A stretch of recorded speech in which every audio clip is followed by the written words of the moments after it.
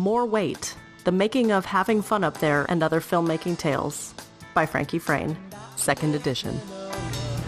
The editing and design of More Weight was done by Emily Brinkmeyer, that's me, and the cover art for More Weight was done by Sam Brinkmeyer, featuring asides from Geoff Tarulli, Kyle Gage, and Jonathan Hunt. About Frankie Frain. I've been making movies since I was a kid. I've made 4 low-budget films of varying success, and I've been to film school twice. For better or worse, I've developed a science for completing feature-length films on pocket change and proving you don't have to pay $40,000 a year for bad advice. This book is Discount Film School.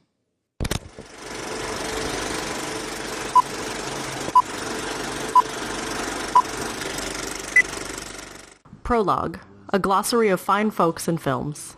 And when we gel, we really gel. In this book, if I met new people on this production or work with someone for the first time, I explain who they are. Those who have been mainstays on multiple productions get little to no description, so if you aren't familiar with my previous work or my normal collaborators, here they are. Nina Shaleski, producer on all 4 features, star of Sexually Frank, and my romantic partner of, as of this writing, 14 years. Nina is known for offering a strong moral compass and gathering props. Kyle Gage, a friend and coworker for over 6 years. We met while working at the college where I studied film and he studied interactive media. Kyle was one of 2 cinematographers on Sexually Frank and was the sole DP on Vibes and Having Fun Up There. Jonathan Hunt, a friend I met when I was 14 and he was 19. He was a musician, technical and AV expert, and a giver of funds for our first productions. John now does the sound recordings and mixing on our films and is known for being cheap, loving bargains, and sending back calzones. Keith Sadek, one of my oldest friends. Keith was a hesitant lead in Sexually Frank and has been peripherally involved in all of my creative endeavors. He and his twin brother Jake are essentially family to me. Aaron St. Laurent, a friend since middle school and the funniest person I know. Aaron is my co-host on our comedy podcast How Are We, a show in which we both try to cause laughing fits in the other to great effect.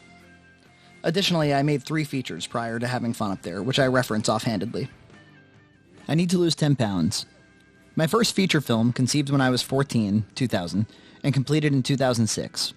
Acquired by Troma Studios, the film is outlandish, B-movie irreverent, and acted as an aggressive and unpleasant film school. Some people like it. Abo the Humonkey, feature film number 2. The film follows a half-man, half-ape hybrid, played by me, and is a family film parody and social satire. It's loved by few, misunderstood by many, but it showed an impressive step up from 10 pounds. Sexually Frank, a very personal feature film I made after giving up on a career in Los Angeles. Considered excellent by many reviewers in several festivals. Robots do not rock. Chapter 1, Amateur Filmmaker's Manifesto. Advice and anecdotes learned on I Need to Lose 10 Pounds and Abo the Humonkey. That's where the joy is at. I began writing my first feature when I was 14 years old. I, like so many, was inspired by Troma films and B-horror. Well, B anything, really. If it was cheap and counterculture, I seemed to like it. And not only thought myself capable of a B-movie aesthetic, but was encouraged by the way these films comically embraced their own shortcomings. Because I was chiefly inspired by Cannibal the Musical and The Toxic Avenger, neither of which were really horror films. Cannibal was more like a twisted Rodgers and Hammerstein production, and Toxic Avenger was ultimately a brutal superhero flick. I ended up making a musical comedy adventure about an obese teen named Miguel, in which the villain was Richard Simmons. Clearly the content of the film did not and would not take itself seriously. But by God, the effort did. Imagine, if you will, a 14-year-old idiot calls his best friend. Will, we should write a movie about, fat people, and put all of our friends in it. You want to? Sure. Okay, awesome. We should be able to use my parents' camera, and I think you can edit on computers now, so we'll just do that. Okay. But if we say we're going to do it, I want to, actually do it. I want to make sure we finish this. It's really funny. We just thought it up, Frankie. It's not that good of an idea. A year passed, but we slowly wrote it. It was sloppy, and my co-writer was barely into it, but that somehow made the comedy more cheap and innocent, and invariably that much more fun. This was also 2000. The technology was younger than I was, almost too young to get an editing system running. Begrudgingly and understandingly dubious, my little group of friends agreed to help in the effort. And we stacked the deck against ourselves by writing anything that came into our cute little heads. Special effects, big locations, and lots of them, a large cast, musical numbers, whatever. That original script was a heaping sack of delusion. Why did we do this?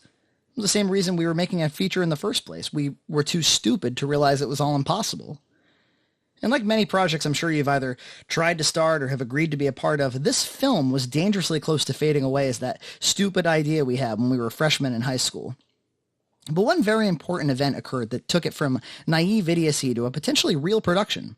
I was introduced to John Hunt, a computer enthusiast who lived a few miles down the street. He was 6 years older than us, and in 2000 he already had a computer ready to perform large-scale video editing and even possessed some sound and camera equipment. Well, more than my parents anyway. And he was willing to build me a computer, and he was a brilliant music writer, and at his considerable size, he would be a perfect addition to the cast if he was willing. Plus he had a full-time job and could drive. I was just lucky that he was at all amused by the comic work of a 14-year-old creative zealot, let alone a piece that ripped on fat people so outwardly.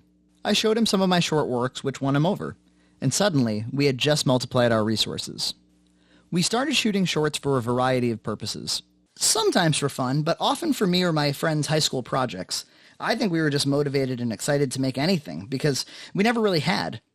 And every time we shot a new film, I would say something stupid like, "Hey, so when we're shooting 10 pounds, we should shoot at such and such a place with 12 cameras." My friends must have wondered, does he still want to make that ridiculous movie? Indeed I did, and John stuck by me, saving for a new Sony PD-150. Another year passed. Now I was approaching 16. I was thinking about colleges and still dreaming of someday making my long, dumb trauma movie. And one day there it was, the 10 pounds camera, purchased pre-owned for a great price. We shot a couple of shorts with it until one day it suddenly wouldn't turn on. We cracked it open and bam, salt water in the camera. There was no return policy. We were doomed. Almost another year passed before John finally bought the camera the movie was really waiting for, the DVX-100, the messiah of indie feature filmmakers. My friends were shocked when I called them all to meet up on the first day of shooting, March 22nd, 2003. My girlfriend Nina's family owned a funeral home, and that's where we were shooting. A Japanese character was in this particular scene, and our high school had some Okinawan exchange students in town. And since we honestly had no Asian people of any shade in our town or school, we asked the only male exchange student, Tomoya, if he'd like to be in the movie. I don't think he knew what we were asking, but we showed up to his host's house at 5 a.m., stole him, brought him to a funeral home, gave him a sword, and made him be in a bloody, weird movie. I really hope he thinks that's how America is for the rest of his life. The scene came out alright, but was ultimately cut. Regardless, official production on I Need to Lose 10 Pounds had begun. 2 years later, shooting sparsely on weekends, getting in trouble with the law and the local school system for the manner of our shoots, and almost losing our main actor halfway through shooting. He got bored, decided the effort was pointless, and quit. Who was able to convince him to come back? John Hunt, as if the guy wasn't already useful enough. We finished the film. It was a moment I had fantasized about for nearly 5 full years. The film's final quality was almost less important than its mere completion. That crazy script with the locations and special effects had actually gotten shot by a group of teenagers with few compromises and virtually no cash. I hadn't even premiered 10 Pounds before I started my next feature.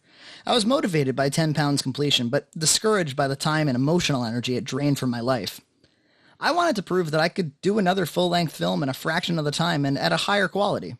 A dopey conversation with friends about, hey, what would happen if a human and an ape successfully mated, turned into Abo the Humonkey, a twisted satire on political correctness, college liberalism, and saccharine Hollywood trite. I played Abo, the half-man, half-ape, costumed in an awesome prosthetic by Makeup Mark Santos, who performed a full head cast at the Tom Savini School of Makeup. Cameras started rolling in January 2007, and we premiered and released the DVD in July of that same year. I had proven myself capable of shaping the headaches and heartaches of 10 Pounds into a low-budget filmmaking system which only led to greater things. Abo was truly bizarre and few people understood it, but those who did loved it. The experience allowed me to not only work with Makeup Mark, but the insanely talented cinematographer and filmmaker in his own right, Doug Bergdorf, the hilarious and now quite successful Jake Emanuel, and most importantly, the solid as rocks main actors Ben Fisher and John Ryan, who would become mainstays on future Red Cow productions. Red Cow Entertainment would be our production company, so named by John Hunt, who for years received new cameras and microphones at his dad's house. Attention to Red Cow Entertainment. I adopted it out of convenience. It means nothing. Let's go into some methods and techniques we used and implemented to pull these B-movie memories off. Know when to be honest and know when to lie. This is important. I'll give an example. So, how long will you be shooting at my petting zoo, and how many people will be here? Asked the location owner. We should be about 2 to 3 hours, and it will only be a cast and crew of about 7, you reply truthfully. What's this for? The local high school video yearbook. It's just a wholesome, fun little scene we're shooting. You lie through your teeth. You don't need to tell them that the scene is less than wholesome. Obviously, you have to be honest about the way you'll be exploiting their location, because he or she will be there keeping a steady eye on you. But if you start shooting the clean stuff first, or run boring rehearsals, they'll eventually leave you alone and get back to alphabetizing the tranquilizers in the stockroom. However, if you describe any plot or characters or details that are irrelevant to them, they may realize you're the depraved ingrate you really are and call the whole thing off. I was once so close to having someone's personal mansion as a location, but I gave too much of our plot away and she declined. So be smooth, very polite and articulate, and be no hassle to them at all. Remember, they have no incentive to let you do this other than their personal kindness. Never tell the owner, your location will be featured in a real live movie. They just don't care. Oh, and get your location release signed when you show up for shooting, before you even begin. That's key. If they kick you out suddenly, you'll at least be able to use the footage you captured legally. Carry the burden. It is your movie. None of this, come on guys, you committed to this. The film belongs to all of us, because they're not buying it, especially if it's your first film. On my second feature, people knew I was going to finish it, but on £10, for all they knew, I could get bored any day and just have a pile of useless half-shot footage. For the most part, the only reason anyone would show up to your shoots, crew or cast, would be because it sounds cool or because they're your friends and just want to be nice. So be nice to them. Here was a common film school scenario I saw far too often. Aspiring director recruits his or her cast and crew while totally playing macho producer, making them come back for follow-up interviews and whatnot, and then when shooting begins, all he or she wants to do is be the director. They don't want to be the diplomat or the caterer or producer or anything but the guy or gal who plans out the shots. Well, guess what? Regardless of what your crew is committed to, you're making a no-budget independent film, so that means you take on everything. The more you can allow these volunteers to only focus on that one little thing you need from them, to hold a boom or record the sound or play the lead role, the happier they'll be to return to each subsequent shoot. Don't delegate the role of producer. You are the producer. Incentivize your people. So how do you get makeup designers and proper actors and people who aren't just heavily bearded horror fans to help out every weekend? They need an incentive. Hopefully they just like your script. That's the easiest way and is going to be the most important factor any way you slice it. Apart from that, there are a load of actors and designers who need resume work, and they'd love a feature on their resume. So see if you can find ways to include their work or talent in the movie a little more than you might otherwise, because it will increase their dedication and interest tenfold. Get a girlfriend. This only applies to hetero men, but that said, every successful project I've been a part of has had a really cool, down-to-earth, sociable, hardworking, and steady-as-a-rock girlfriend attached to the director in piece, playing every role she can. I wish I could put my finger on exactly what this does for a production, but obviously a project's success is based on the help and charity of those who love you, and who better than someone like this? Keep shooting days short. I have good friends who shoot very long days for successive weeks, and they've had complete success. But if your script contains the kinds of locations, effects, and shot-for-shot scope that mine stupidly have, it's the quantity of locations that will dictate your shooting schedule. So I could have, for instance, a very difficult location that's only featured on screen for a minute or so. But regardless, that becomes an entire shooting day, unless you can somehow group locations together.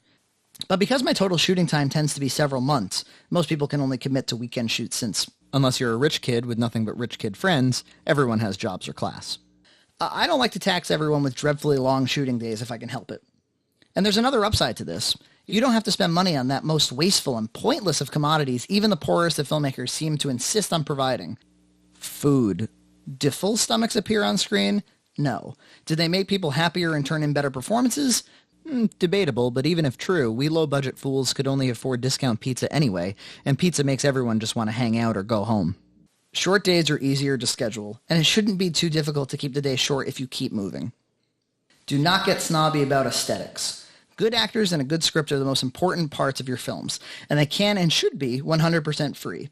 But obtaining good aesthetics, and I don't mean good camera work or competent lighting, a good DP should be able to capture these elements for free as well, is the quickest way to spend unnecessary money. Buying complex lighting kits, unnecessary camera equipment, or shooting on film will bankrupt us all. Do not get caught up in so-called professionalism.